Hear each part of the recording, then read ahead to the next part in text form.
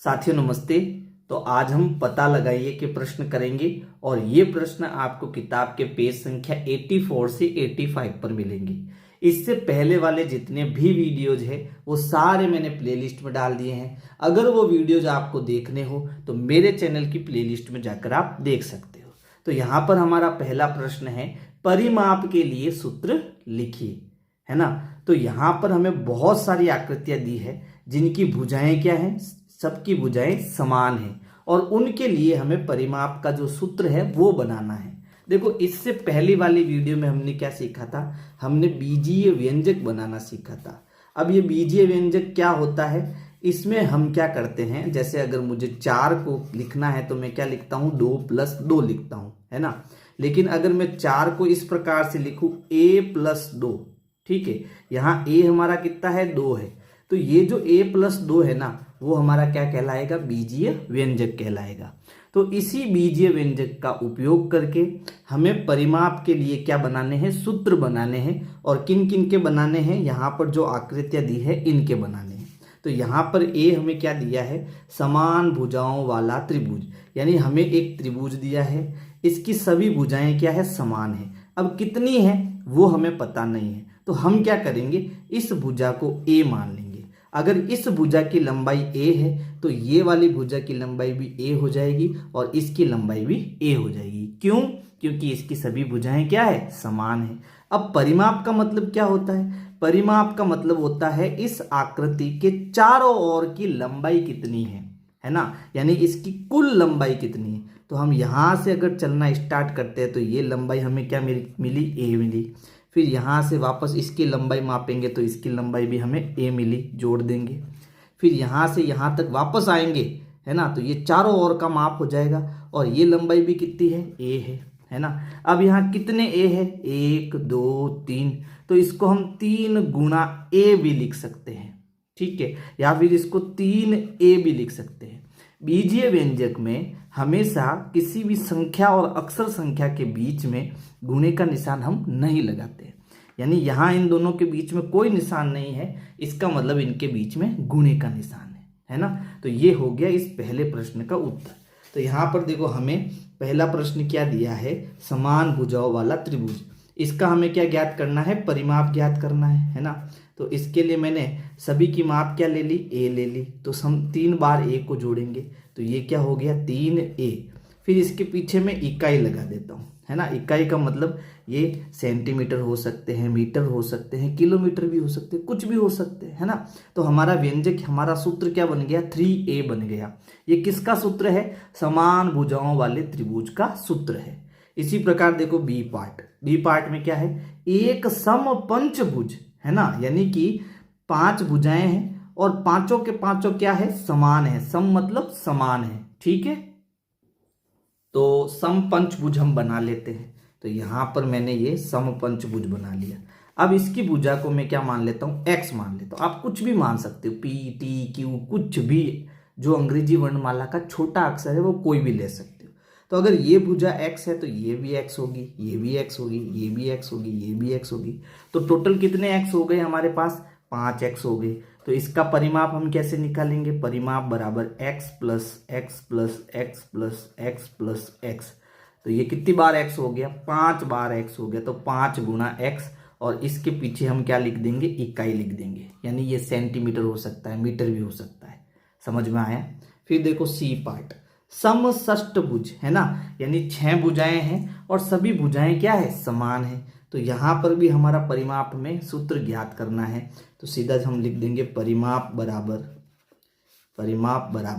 है ना, इसकी एक भुजा को हम y मान लेते हैं।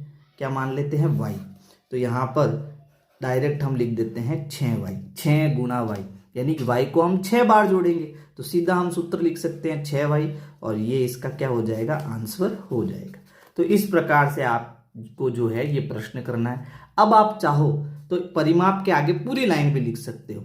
यहाँ लिख सकते हो समान भुजाओं वाला त्रिभुज का परिमाप, यहाँ पर का लिख के परिमाप, ठीक है। फिर ये आप ऐसे कर सकते हो, ठीक है। एक बात और, मैं आपके लिए बहुत मेहनत करता हूँ, इसलिए आपको कम से कम मेरी प्रत्येक वीडियो को लाइक तो करना चाहिए और हो सके तो अपने दोस्तों को भी शेयर करना मत भूलना। प्रश्न 2 है, मुनि रत्न के पास 20 मीटर लंबा एक पाइप है। यद्यपि उसे उसके बगीचे के लिए एक अधिक लंबे पानी के पाइप की आवश्यकता है, वह इसमें कुछ और लंबाई का एक अन्य पाइप जोड़ता है। पाइप की कुल लंबाई के लिए व्यंजक दीजिए। अन्य पाइप की लंबाई को मीटर में दर्शाने के लिए अक्षर संख्या k का उपयोग कीजिए। यानी प्रश्न में हमें क्या दिया है, एक पाइप दिया है जिसकी लंबाई क्या है, जिसकी लंबाई हमारे पास में 20 मीटर है। ठीक है, अब इस लंबाई, इस जो पाइप है इसमें हमें और अतिरिक्त पाइप एक जोड़ना है, और वो क्या है, k, जिसकी लंबाई हमें क्या दी है, k मीटर दी हुई है। तो इसमें हम क्या करेंगे, उस पाइप को जोड़ेंगे जिसकी लंबाई क्या है, k मीटर, है ना। अब अन्य पाइप की लंबाई को मीटर में दर्शाने के लिए अक्षर k का उपयोग कीजिए, हमने कर दिया। अब यहाँ पर ये कह रहा है कि यहाँ पर ये जो हमने पाइप बनाया, अब नया पाइप, उसकी कुल लंबाई क्या होगी, है ना। तो कुल लंबाई के लिए हमें एक व्यंजक लिखना है। तो पहले तो हमने कितना पाइप लिया था, 20 मीटर, फिर इसमें हमने कितना पाइप जोड़ा, k मीटर पाइप जोड़ा, है ना। तो कुल लंबाई बराबर, एक तो है 20 मीटर, ये हमारा पाइप था, इसमें हमने कितना मीटर जोड़ दिया, k मीटर और जोड़ दिया। तो हमारा व्यंजक क्या बन गया, 20 प्लस k, और यहाँ पर हम पीछे लगा सकते हैं मीटर, 20 प्लस k मीटर, और यही हमारा उत्तर हो जाएगा। प्रश्न 3 है, कृतिका के पास 100 रुपये, 20 रुपये एवं 5 रुपये के निम्नलिखित संख्याओं में नोट है। तो बताइए उसके पास कुल कितने रुपए हैं, दी गई सारणी को पूर्ण कीजिए। तो यहाँ पर देखो, अगर यहाँ 100 के नोट की बात करूँ तो यहाँ 100 के कितने नोट दिए हैं, 3 नोट। 20 के नोट यहाँ कितने दिए हैं, 5 नोट। और 5 के जो सिक्के हैं उनकी संख्या कितनी है, 6। तो यहाँ पर हमें एक व्यंजक लिखना है और कुल राशि बतानी है। तो यहाँ पर उसके पास 3 के 100 नोट है ना। तो 100, 200, 300। तो 300 कैसे मिलेगा, जब मैं 3 को 100 से गुणा कराऊंगा तो मुझे 300 मिलेगा। फिर 20 रुपए के 5 नोट है, तो इसमें हम ये जोड़ेंगे, है ना। 300 में अगला नोट जोड़ेंगे, तो अगला नोट जोड़ने के लिए हम क्या करेंगे, 5 को गुणा करेंगे 20 से, तो 5 दूनी 10, यानी 100 रुपया ये हो जाएगा। तो 300 और 400 रुपये हो गया। अब इसमें ये 6 सिक्के भी जोड़ेंगे। एक सिक्का कितने का है, 5 रुपए का, तो 6 सिक्के कितने के हो गए, 6 गुना 5 यानी कि 30, है ना। अब अगर हम इनको जोड़े तो देखो ये कुल रुपए कितने हो गए, यहाँ पर कुल रुपए भी हम लिख देते हैं। तो ये कितना हो गया, 300 हो गया। फिर प्लस 5 गुना 2 यानी कि 10, फिर ये 1 0 हो गया 100, और 6 पंजे 30 जोड़ेंगे तो 300 और 100 400, 400 में 30 जोड़ेंगे तो कितना हो गया, 430। तो कुल जो राशि है वो कितनी हो गई, 430 हो गई। ठीक है, इसी प्रकार यहाँ पर हमें नोट की संख्या और सिक्कों की संख्या लिखनी है। यहाँ व्यंजक हमें दिया हुआ है, ये जो हमने बनाया वो हमारा क्या है, व्यंजक है। तो यहाँ पर देखो 100 का किससे गुणा किया, 6 से, इसका मतलब 100 के कितने नोट है, 6, तो यहाँ 6 आ जाएगा।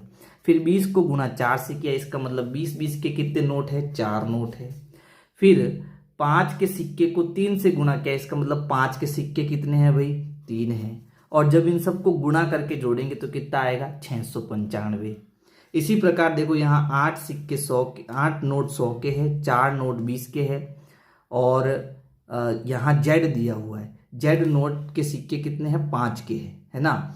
अब हम इसको कैसे करेंगे, तो यहाँ पर हम कहेंगे कि 8 जो नोट है वो 100 के हैं, फिर इसमें हम जोड़ेंगे 4 नोट है जो वो 20 के हैं, ठीक है। और जेड नोट जो है वो कितने के हैं, 5 रुपए के हैं, तो इसको हम जेड गुणा 5 लिख देंगे। समझ में आया आपको। अब इनको हम जोड़ नहीं सकते क्योंकि यहाँ जेड हमें पता नहीं है कितना है, ठीक है, तो इसका डायरेक्ट उत्तर हम नहीं लिख पाएंगे। लेकिन जो जुड़ता है उसको हम जोड़ सकते हैं। जैसे यहाँ 8 का गुणा हम 100 से करेंगे तो हमें कितना मिलेगा, 800 मिलेगा, प्लस 4 का गुणा 20 से करेंगे तो 4 दूनी 8, है ना, तो ये कितना हो गया, 80 हो गया। फिर यहाँ पर देखो ये जेड और 5 दिया हुआ है, तो जब भी बीजीय व्यंजक हमें दिया होता है ना, जैसे जेड गुणा 5 दिया है, क्या दिया है, जेड गुणा 5 दिया है, तो बीजीय व्यंजक में हम क्या करते हैं, जो संख्या होती है वो हमेशा आगे लिखते हैं, और जो ये अक्षर संख्या होती है उसको हमेशा हम कैसे लिखते हैं, पीछे लिखते हैं। तो इसे हम 5Z लिख देंगे। क्या लिख देंगे, 5Z। तो ये हो गया 5 और Z। अब सबको जब हम जोड़ेंगे तो 800 और ये 80 कितना हो गया, 880। कितना हो गया, 880 प्लस इसमें ये तो हमारा क्या है, गुणा नहीं हो रहा था, तो इसको हम वापस 5Z लिख देंगे। क्या लिख देंगे, 5Z लिख देंगे। ये आपको ध्यान रखना पड़ेगा, बहुत इंपॉर्टेंट चीज बता रहा हूं मैं ये। तो हमारा व्यंजक क्या बन गया, 880 प्लस 5Z बन गया। इसी प्रकार देखो यहाँ X 100 के नोट, Y 20 के नोट और 5 के सिक्के कितने हैं, Z है। ठीक है, तो अब इनका व्यंजक कैसे बनाएंगे, तो X का गुणा हम 100 से करेंगे, X गुणा 100 प्लस Y का गुणा 20 से करेंगे, Y गुणा 20 प्लस Z का गुणा 5 से करेंगे, तो Z गुणा 5। अब इनको लिखना कैसे है, तो देखो मैंने अभी बताया था संख्या आगे रहेगी, गुणे का निशान हटा देंगे, x पीछे रहेगा, तो ये हमारा बन गया 100x। क्या बन गया, 100x। फिर प्लस 20 आगे आ जाएगा, y पीछे चला जाएगा, तो ये बन गया 20y प्लस 5 आगे आ गया, तो ये हो गया 5z। इसको थोड़ा समझना बहुत इंपॉर्टेंट है ना। तो व्यंजक क्या बना, 100x plus 20y plus 5z, है ना। अब आपके मन में एक चीज ध्यान होनी चाहिए कि जब हमें कोई चीज पता नहीं होती है तो उसे हमेशा हम अंग्रेजी वर्णमाला के छोटे अक्षर से लिखते हैं। यहां पर हमें संख्या पता थी कि भाई यहाँ 3 है, यहाँ 5 है, यहाँ 6 है, तो उनको हमने आसानी से जोड़ दिया, है ना। ये अंक गणित का व्यंजक था इसलिए जुड़ गया। लेकिन यहां पर ये कोई नहीं जुड़े क्योंकि यहां पर बीज गणित का व्यंजक बना है ना। यानी यहाँ x कुछ भी हो सकता है, y कुछ भी हो सकता है और z भी कुछ भी हो सकता है। समझ में आया आपको। अगला प्रश्न है, वेंकट लक्ष्मी की एक आटा चक्की है, रोलर मिल को शुरू होने में 10 सेकंड लगते हैं। यानी आटा चक्की को अगर हम शुरू करेंगे तो शुरू होने में उसको कितना समय लेगा, वो 10 सेकंड का समय लेगा। एक बार शुरू हो जाने पर अनाज के प्रत्येक किलोग्राम को आटे के रूप में पीसने में 8 सेकंड लगते हैं। यानी आपको 1 किलोग्राम आटा पिसवाना है तो उसके लिए 8 सेकंड लगेंगे। पहले स्टार्ट होने में कितने सेकंड लगे, 10 सेकंड। फिर जब वो मशीन स्टार्ट हो गई और 1 किलो अनाज हम पीसते हैं तो उसके लिए वो कितना टाइम लेता है, 8 सेकंड का टाइम लेता है। यह मानते हुए कि प्रारंभ में मशीन बंद थी, नीचे दिए गए व्यंजकों में से कौन सा व्यंजक y किलोग्राम अनाज को पूर्णतया पीसने में लगने वाले समय को दर्शाता है। यानी इसकी सहायता से हमें एक व्यंजक बनाना है, तो इसको बड़े ध्यान से समझना। सबसे पहले ये क्या कह रहा है कि भाई मशीन जो है वो क्या थी, बंद थी। तो अगर हम उसको शुरू करेंगे तो कितना सेकंड लेगा भाई, 10 सेकंड लेगा, है ना।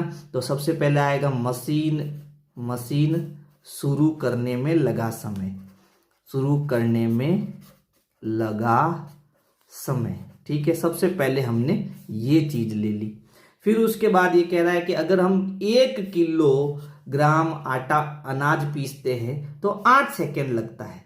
यानी 1 किलो के लिए 8 सेकंड लगता है, तो हमने 1 को 8 से गुणा करा दिया, तो ये हो गया 8 सेकंड, है ना। फिर अगर 2 किलो है तो 2 को 8 से गुना कराया तो ये हो गया 16 सेकंड।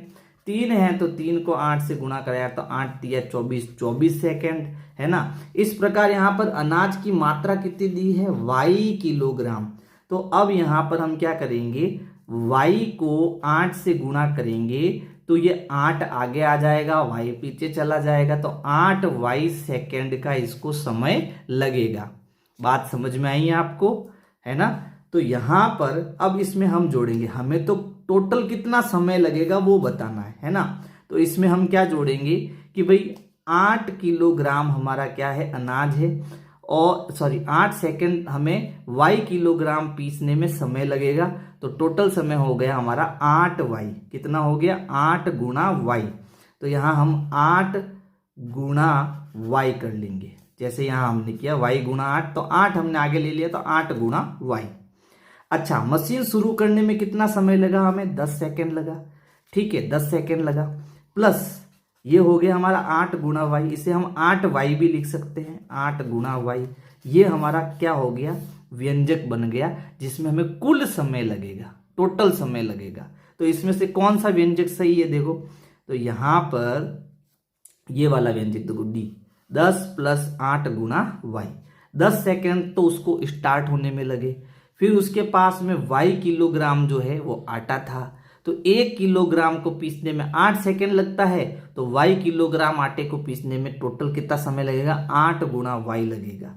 ठीक है, इसे y गुणा 8 भी कर सकते हो, 8 गुणा y भी लिख सकते हो, जो आप चाहो वो लिख सकते हो। तो जो डी है वही हमारा सही उत्तर होगा। प्रश्न 5 है, अपनी पसंद के अक्षर का उपयोग करके बीज गणितीय व्यंजक लिखिए। तो अपन कोई भी एक अक्षर ले लेते हैं, जैसे यहां पर मैं एक अक्षर ले लेता हूं x, क्योंकि ज्यादातर हम x से ही काम करते हैं ना। तो मैंने एक अक्षर ले लिया x, तो हमें a का उत्तर देना है। उत्तर क्या देना है, एक संख्या से 5 अधिक। तो हमने वो संख्या क्या मान ली, x मान ली। अब उससे 5 ज्यादा है, यानी x + 5 है ना, हमारी एक संख्या हो गई x, उससे 5 ज्यादा हमें कब मिलेगा, जब उस x में हम 5 को जोड़ेंगे। ये हो गया a का उत्तर। b का उत्तर देखो, एक संख्या से 4 कम, तो हमने वो संख्या क्या मान ली x, तो 4 कम है, तो x में से 4 को निकाल दो, घटा दो। फिर c वाला देखो, एक संख्या के 13 गुने से 2 कम है ना, एक संख्या के 13 गुने से 2 कम। अब इसको समझना, मैंने संख्या क्या मानी x, अब उसका क्या है 13 गुना। 13 गुना, गुना का मतलब होता है गुणा, इनटू का निशान है ना, तो इन दोनों का गुणा हो जाएगा, यानी x गुणा 13। अब इसको लिखना कैसे है, तो पहले 13 आएगा, फिर x आएगा, और गुणे का निशान हम हटा देंगे। ये इस प्रकार से इसका गुणा करना है। तो एक संख्या के 13 गुने से 2 कम, यानी कि अब गुणा करने के बाद में हमें कितना कम करना है, 2 कम करना है, तो इसमें से हम 2 को घटा देंगे। तो हमारा व्यंजक बनेगा 13x - 2। फिर अगला पॉइंट देखो डी, एक संख्या के 2 गुने से 13 कम है ना, तो हमने संख्या क्या मानी x, उसका कितना गुना, 2 गुना, तो 2 से गुणा करा दिया। उसमें कितना कम, 13 कम, तो हमने 13 को घटा दिया। तो ये हो गया आपका प्रश्न संख्या 5। प्रश्न 6 हमें दिया है, निम्नलिखित बीज गणितीय व्यंजकों की संगत स्थितियों का वर्णन कीजिए। यानी हमें यहाँ व्यंजक दिया हुआ है और इसके लिए हमें एक प्रश्न लिखना है, एक स्थिति का निर्माण करना है।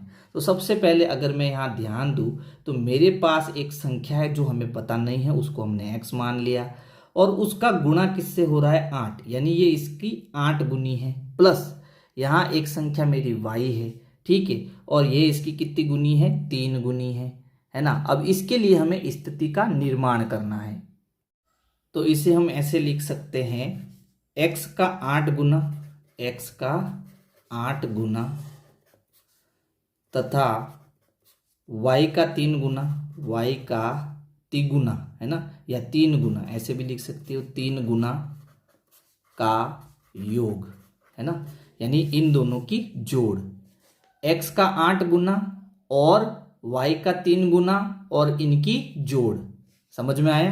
फिर b को हम ऐसे लिख सकते हैं, j का 15 गुना, j का 15 गुना गुना में से k के 2 गुना या दुगुना को घटाना है ना, यानी कि j का 15 गुना में से k के 2 गुने को घटाना।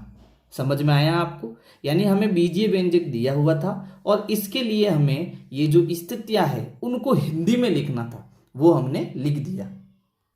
प्रश्न 7 है, यदि किसी कैलेंडर के महीनों में चित्र में दर्शाए अनुसार दिनांकों से भरी कोई 2 गुणा 3 जाल चुनी जाती है तो खाली बक्से में दिनांकों के लिए व्यंजक लिखिए। यदि नीचे की पंक्ति में मध्य कक्ष में दिनांक W हो, यानी प्रश्न कह रहा है कि यहाँ पर एक महीने का हमें कैलेंडर दिया हुआ है और इस कैलेंडर में ये जो टेबल है वो क्या है, 2 गुणा 3 का जाल है, यानी यहाँ पर हमें एक ब्लॉक बनाया हुआ है और वो ब्लॉक किसका है भाई, 2 गुणा 3, यानी 2 तो ये चौड़ा है और 3 गुणा ये लंबा है, यानी 2 खाने ऊपर है और 3 खाने नीचे हैं। यहाँ भी 2 खाने ऊपर है और 3 खाने नीचे हैं, तो ये 2 गुणा 3 का जाल है। जो खाली बक्सों में दिनांकों के लिए व्यंजक लिखना है, यानी यहाँ पर हमें जो ये जाल दिया है इसमें बीच में हमें W दे दिया और यहाँ W-1 लिख दिया। अब ये कैसे लिखा, तो देखो इस टेबल को देखो, ये बीच में W किसके लिए लिखा, 20 के लिए लिखा है ना, यानी यहाँ पर W हमारा क्या हो गया, 20 हो गया। सही बात है, ठीक है। तो यहाँ W-1 क्यों लिखा, क्योंकि ये 1 कम है, यानी अगर W 20 है तो W में से अगर मैं 1 घटा दूं, यानी 20 में से अगर मैं 1 घटा दूं तो मुझे क्या मिलेगा, 19 मिलेगा, है ना। तो 19 के लिए इसने क्या लिखा, W-1। अच्छा, अब 21 को क्या लिखेंगे, देखो W हमारा कितना है, 20 है ना, और मुझे क्या बनाना है, 21। तो ये 21 कब बनेगा, जब 20 में मैं 1 जोड़ूंगा। अब 20 का मतलब क्या है, W है, तो जब मैं W में 1 जोड़ूंगा तो मुझे क्या मिलेगा, 21, यानी 21 मिलेगा। तो ये हो गया यहाँ पर W1, ठीक है। अब इसके 20 के ऊपर देखो, 20 के ऊपर कितना है, 13 है ना। अब ये 13 कैसे मिला, अगर मैं 20 में से 7 को घटाऊं तो मुझे कितना मिलेगा भाई, 13 मिलेगा, है ना। अब 20 को हमने क्या मान लिया, W, तो यहाँ W-7 करेंगे तो अभी मुझे कितना मिलेगा, 13 ही मिलेगा। तो यहाँ 20 को हम W मान लेंगे और व्यंजक हमारा बन जाएगा W-7। ये कहाँ है, 20 के ऊपर, 20 के ऊपर क्या हो गया, W-7, ठीक है। अब ये वाला कॉर्नर देखो, यहाँ पर कितना है, 12। अब बताओ ये 12 हमें कब मिलेगा, जब यहाँ पर देखो W-7 का मतलब क्या है, 13 है ना, W-7 का मतलब क्या है, 13। अब W में से अगर मैं 8 घटाऊं तो मुझे 1 कम मिलेगा, यानी कि 12 मिल जाएगा। ये W-7 है तो ये W-8 हो जाएगा।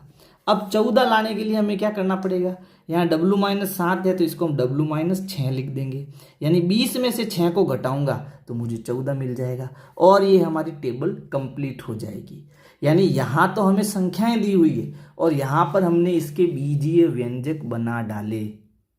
तो अगर मेरी वीडियो आपको पसंद आई तो वीडियो को लाइक करो, अपने दोस्तों को शेयर करो। Thank you.